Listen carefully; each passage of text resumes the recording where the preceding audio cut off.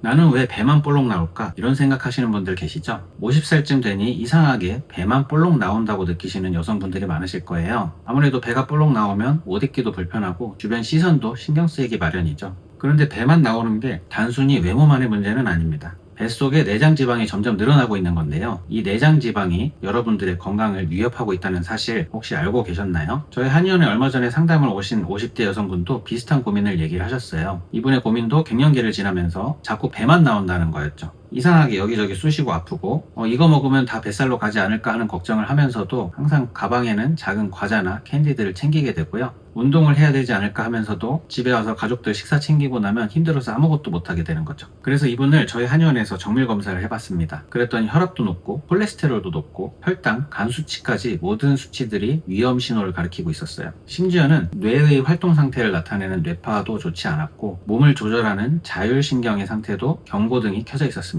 이분이 몸이 안 좋다고 느끼실만 했던 거죠. 그런데 이분의 몸이 이렇게까지 안 좋아진 원인은 아마도 뱃살 때문일 가능성이 제일 높습니다. 남 얘기 같지 않으실 텐데요. 오늘 이 올챙이 배를 그대로 두면 어떻게 되는지, 원인은 무엇이고 어떻게 해결해야 할지 자세히 알려드리도록 하겠습니다. 생활 속에서 느낄 수 있는 것들도 굉장히 많습니다. 요즘 부쩍 뒷목도 아프고 허리도 아프고 하지 않으셨나요? 이게 뱃살 때문에 그럴 수가 있습니다. 우리 복부 비만은 단순히 허리의 사이즈만 늘어난 게 아니에요. 실제로 이거는 굉장히 무겁습니다. 이 무거운 게 앞쪽에 있다 보니까 허리가 이걸 버텨낸다고 고생을 하게 되는 거예요. 버티다 보면 허리가 이렇게 뒤로 꺾이게 되거든요. 그걸 우리가 요추전만이라고 합니다. 근데 우리 몸은 균형을 맞춘다고 허리가 꺾여 있다 보니까 목이랑 등은 앞으로 꺾이게 되는 거예요. 그럼 이렇게 허리는 아프고 거북목이 심해져서 목도 아프게 되는 현상이 발생하게 되는 거죠. 그리고 혹시 배 나오면서 부쩍 여기저기 쑤시고 잘 안 낫고 막 얼굴은 붓고 시작하지 않으셨나요? 이것도 내장지방 때문일 수가 있는데요. 나의 이 올챙이 배에 있는 내장지방은 단순히 에너지를 저장해 놓은 창고가 아닙니다. 여기서는 염증 유발 물질을 막 뿜어냅니다. 우리 이 염증 유발 물질을 아디포카인이라고 하는데요. 이 아디포카인은 만성염증이랑 전신부종을 일으킵니다. 이 아디포카인이 간, 근육, 뇌, 관절 곳곳에 가서 눈에 보이지도 않는 미세한 염증을 만들어내거든요. 부딪히거나 다치지도 않았는데 자꾸 관절이 쑤시고 아프다? 이 아디포카인 때문일 수 있어요. 뱃살 때문일 수 있다는 겁니다. 그리고 이 아디포카인은 또 콩팥이랑 혈관 기능을 떨어뜨려서 몸을 붓게 만듭니다. 아침엔 얼굴 붓고 저녁엔 다리가 붓는다? 이것도 이 아디포카인 때문일 수 있어요. 내장지방 때문이라는 거죠. 그렇다면 이렇게 괴로운 내장지방 도대체 쌓이는 원인은 무엇일까요? 이런 배만 나오는 신체의 변화가 유독 갱년기가 다가오면서 그렇다고 느끼는 분들이 많으실 겁니다. 이게 단순히 느낌만 그런 게 아니고요. 실제로 우리 여성 호르몬인 에스트로겐은 배에 지방이 쌓이지 않게 하는 방어막 역할을 해주는데 이게 그 방어막 역할을 점점 못하게 돼서 이런 현상이 발생을 하게 되는 겁니다. 여성 호르몬인 에스트로겐은 40세부터 줄어들기 시작을 하게 되는데 50대 전후가 되면은 급격하게 줄어들게 됩니다. 그래서 더 이때 폭발적으로 배가 나온다고 느끼시는 분들이 많으신 거죠. 에스트로겐이 떨어지는 것 외에도 생활 습관이 굉장히 큰 영향이 있어요. 여기서는 우리 50대의 특성이 중요한데요. 일단 50대가 되면 소화력이 좀 떨어지게 됩니다. 그래서 건강한 단백질이나 지방은 소화가 잘 안 돼요. 고기 잘 못 먹는 분들 많으실 거예요. 소화가 안 되거나 냄새나서 싫어하시는 분들이 많더라고요. 이런 분들은 소화가 빠른 정제 탄수화물부터 찾게 됩니다. 이 정제 탄수화물들은 소화를 할 것도 없어요. 이미 다 부숴가지고 가루로 만들었던 것들이잖아요. 그래서 그냥 위에 들어가면 바로 녹아서 흡수가 빡 돼가지고 혈당을 확 올리게 됩니다. 그럼 그 당이 어디로 갈까요? 인슐린이 다 잡아가지고 지방으로 우리 간에 배에다가 차곡차곡 저장을 하게 되는 거죠. 우리 50대 특성 또 뭐 있죠? 회식이 많죠? 빼기도 어렵습니다. 거기서 술도 마시고 고열량의 안주들도 먹게 됩니다. 우리 술 먹으면 어떻게 되죠? 바로 술은 뱃살로 찌게 됩니다. 또 50대 특성상 단 게 많이 땡기게 되는데요. 호르몬 문제로 세로토닌이나 도파민 같은 행복 호르몬의 분비가 많이 줄어들게 됩니다. 물론 또 가정이나 회사에서 맡은 책임이 많다 보니까 스트레스도 한몫을 하게 되는 거죠. 단 게 땡길 수밖에 없는 상황입니다. 그리고 또 다른 신체 특성이 있는데 50대가 되면 기초대사가 많이 떨어지게 됩니다. 기초대사가 떨어졌다는 거는 먹은 음식이 에너지로서 근육이나 세포들로 전달이 되지 않는다는 건데요. 그러다 보니까 근육이나 세포들은 받은 게 없으니까 계속 배고프다고 뇌 쪽으로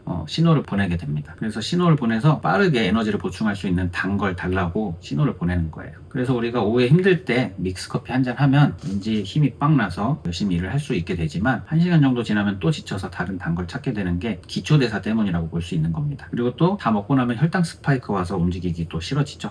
그래서 저녁 먹고 누워서 쉬는데요. 먹은 걸 근육으로 사용하지 못하게 됩니다. 써먹지 못하다 보니까 여분의 탄수화물이 그대로 복부에 지방으로 쌓이게 되는 거죠. 내장 지방이 뭔지 간단하게 설명을 드리도록 할게요. 우리 몸에는 지방이 두 가지가 있습니다. 피부 밑에 있는 피하 지방이 있고 배에 들어있는 내장 지방, 이렇게 두 가지로 나뉘게 되는데요. 우리 올챙이 배인 경우는 내장 지방만 잔뜩 껴있는 상태라고 보시면 되겠습니다. 같은 지방이지만 이 두 가지 지방은 성격이 완전히 다릅니다. 피하 지방은 추위나 외부의 충격에서부터 몸을 보호해주는 고마운 역할을 하는데요. 내장 지방 같은 경우는 남는 칼로리를 지방으로 바꿔서 그대로 창고에 차곡차곡 쌓아둔 형태라고 보시면 됩니다. 그럼 이 창고가 든든하면 좋은가? 절대로 그렇지 않습니다. 내장 지방이 올챙이 배처럼 보일 정도로 지방이 가득하게 쌓이게 되면은 이 내장 지방은 혈관으로 넘쳐 흐르게 됩니다. 우리가 그걸 자유지방산이라고 하는데 지방 알갱이라고 보시면 되고요. 이 지방 알갱이들이 혈관으로 쏟아져 들어가게 되는 거죠. 생각만 해도 혈관이 막힐 것 같은 느낌이 들지 않으세요? 실제로 그렇습니다. 혈관이 좁아져서 혈압을 올리게 되는데요. 우리가 그걸 고혈압이라고 하는 겁니다. 그리고 또 이 자유지방산들은 우리 신체 특성상 간에 쌓이도록 되어 있어요. 그럼 지방간이 생기게 되고 지방이 염증을 만들어서 간에 염증이 계속 발생을 하게 됩니다. 그러면 우리가 간 수치가 상승을 하게 되는 거고요. 이 염증이 계속 있다가 없다 하게 되면은 우리 간이 점점 딱딱해지게 돼요. 그럼 그게 간경화라고 하는 겁니다. 이때부터는 간의 기능이 많이 떨어지게 되고 심해지면은 나중에 이게 간암으로 발전한다는 말도 있을 정도예요. 그뿐만이 아닙니다. 지방간 때문에 위험한 건 고지혈증, 즉 고콜레스테롤 혈증과도 연관이 되는데요. 간에 지방이 가득 차면 간은 또 이걸 혈액으로 계속 뱉어내게 됩니다. 그런데 이 지방을 콜레스테롤에 태워서 내보내야 되거든요. 그러다 보니까 간에서 나쁜 콜레스테롤을 계속 생산하게 되는 거예요. 그럼 어떻게 될까요? 콜레스테롤 수치가 상승하게 되고 우리가 이거를 고지혈증이라고 하는 거죠. 자, 이 자유지방산은 또 혈당에도 관여를 합니다. 이 자유지방산이 근육에도 쌓이게 돼요. 그럼 근육이 포도당을 받아서 사용을 해야 되는데 이 기름기 때문에 포도당이 근육으로 들어오질 못하게 됩니다. 그럼 어떻게 될까요? 혈당은 올라가게 되고 근육에는 힘이 없고 자꾸 염증만 생기게 되는 겁니다. 거기다가 이 자유지방산은 또 독성이 있습니다. 그래서 우리 혈당을 조절하는 장기인 췌장 있죠? 이 췌장을 계속해서 부수게 돼요. 그렇게 혈당이 조절이 안 되게 되고 췌장이 망가지면서 당뇨가 진행되게 되는 거죠. 이렇게 고혈압, 고지혈증, 당뇨 세 가지 대사질환이 심해지게 되면 우리 몸의 혈관들은 점점 더 좁아지고 딱딱해지게 되는 부분들이 생기게 됩니다. 이렇게 혈관이 좁아지면 어떤 증상을 느끼게 될 수 있을까요? 먼저 심장에서 멀고 작은 혈관들부터 망가지게 되는데 그게 대표적으로는 우리 눈이 있고 콩팥 그리고 손발에 혈관들이 있습니다. 눈이 침침해지고 손발은 저리고 콩팥이 약해져서 독소를 잘 처리하지 못하고 몸이 더 잘 붓게 되는 겁니다. 장기적으로는 고혈압, 고지혈증, 당뇨가 계속 지속되면 어떻게 될까요? 뇌경색이나 뇌출혈, 심장에선 심근경색 같은 뇌혈관, 심장혈관 질환이 되는 거죠. 자, 그럼 해결 방법을 알려드리도록 하겠습니다. 우리 가장 기본은 공복 시간 지키는 겁니다. 이 공복이 최대한 길어야지 몸속에 있는 당을 다 쓰고 그제서야 비로소 내장 지방을 꺼내다가 에너지로 사용을 하게 됩니다. 우리 내장 지방 분해하는데 가장 권장되는 시간 얼마일까요? 16시간입니다. 너무 긴가요? 그러면 아침을 굶으면 되겠다 하는 분들이 있을 수 있는데 아침을 굶는 방식은 저희가 추천하지 않고요. 가능하다면 저녁을 굶어주시는 게 좋습니다. 대표적으로는 우리 4시 정도에 식사를 마치고 다음날 아침 8시에 드시면은 그게 16시간 공복이 됩니다. 조금 어렵긴 합니다. 그래서 현실적으로는 14시간을 추천드리는 경우가 많고요. 저녁 6시에 드셨으면 다음날 8시에 드시거나 저녁 7시에 드시면 다음날 9시에 드시면 14시간 공복이 되게 됩니다. 근데 사실 저도 12시간밖에 할 수가 없습니다. 저녁 7시에 퇴근해서 식사를 하면 7시 반에 식사를 하게 되고 아침에 일어나서 7시 반에 식사를 하게 되면 12시간이 되게 되거든요. 대신 저는 그래도 야식을 절대로 먹지 않으려고 굉장히 노력을 하고 있죠. 여러분도 이 정도만이라도 꼭 지켜보세요. 12시간 공복을 지키면서 야식을 절대 먹지 않는 거. 제가 24시간 연속 혈당 측정을 해보면 정말 작은 거 하나만 먹어도 혈당이 되게 쉽게 오르거든요. 제가 혈당이 잘 조절이 안 되기도 하지만 50대 이상부터는 대부분이 혈당이 잘 조절이 안 되는 상태에 놓여 있을 거예요. 그래서 우리 몸은 참 세밀하다고 느꼈습니다. 그 작은 거 하나를 먹었는데도 혈당이 오르고 인슐린이 나와서 그걸 지방으로 저장하게 되거든요. 그럼 내장 지방 분해가 어려운 상황이 됩니다. 왜냐하면 지방을 저장하는 상황에서는 절대로 지방을 분해하는 일들이 일어나지 않게 되거든요. 그래서 작은 거 하나를 조심해 주시고요. 복부가 잘 찌는 분들은 대부분 자잘한 간식을 드시는 경우가 많고 저녁에 야식을 드시는 경우가 되게 많았습니다. 다음은 탄수화물 피하고 단백질을 늘리는 겁니다. 탄수화물이 내장 지방으로 저장이 되다 보니까 우리가 정제 탄수화물을 줄여야 되겠죠. 벌써 슬픈 생각이 드실 수는 있는데요. 쉬운 방법이 있습니다. 탄수화물 대신 단백질을 드시면 돼요. 탄수화물을 줄이는 건 어려운데 단백질을 늘려주면 탄수화물이 자연스럽게 줄어들게 돼요.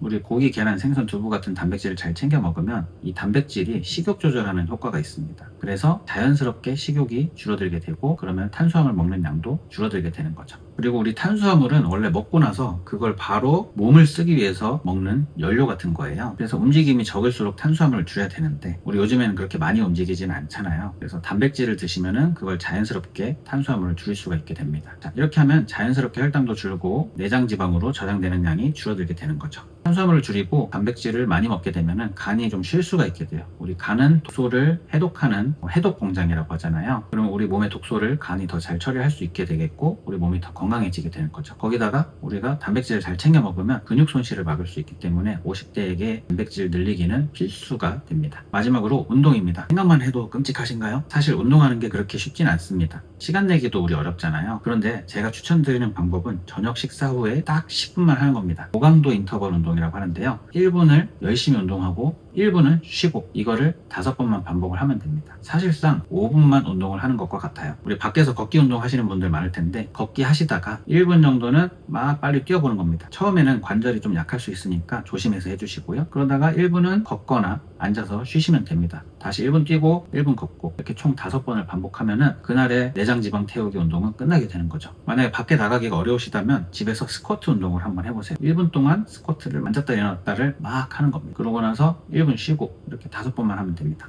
만약에 시간 좀 더 내실 수 있고 난 좀 더 열심히 해보고 싶다 하시는 분들은 헬스장에 가서 10분만 하고 오시면 됩니다. 그럼 몸도 더 상쾌하고 10분보다 사실 좀 더 운동을 더 오래 하시게 될 거예요. 하루 5분만 운동하면 되는데 생각보다 할만하지 않을까요? 이렇게 운동하면 좋은 이유는 이게 시간이 짧은 것 외에도 이 고강도 인터벌 운동이 내장 지방을 활활 태우는데 가장 효과적인 운동이기 때문에 그렇습니다. 우리 뭐 근력 운동이라든지 유산소 운동이라든지 이런 것들보다 훨씬 더 효과적이에요. 그래서 우리가 운동을 막 너무 열심히 오랫동안 할 필요가 없다는 거죠. 만약 배만 볼록 나온 올챙이 배를 갖고 계시다면 고강도 인터벌 운동을 꼭 해주세요. 자, 오늘 올챙이 배를 만드는 내장 지방에 대해서 알아봤습니다. 공복 시간 12시간 정도는 꼭 지켜주시고 탄수화물 피하고 단백질 잘 챙겨 드시고요. 마지막으로 고강도 인터벌 운동 하루에 5분만 해주세요. 몸이 바뀐다고 느끼는데 3일도 걸리질 않습니다. 궁금한 점은 언제든 댓글로 달아주시고요. 항상 건강하시길 바라겠습니다.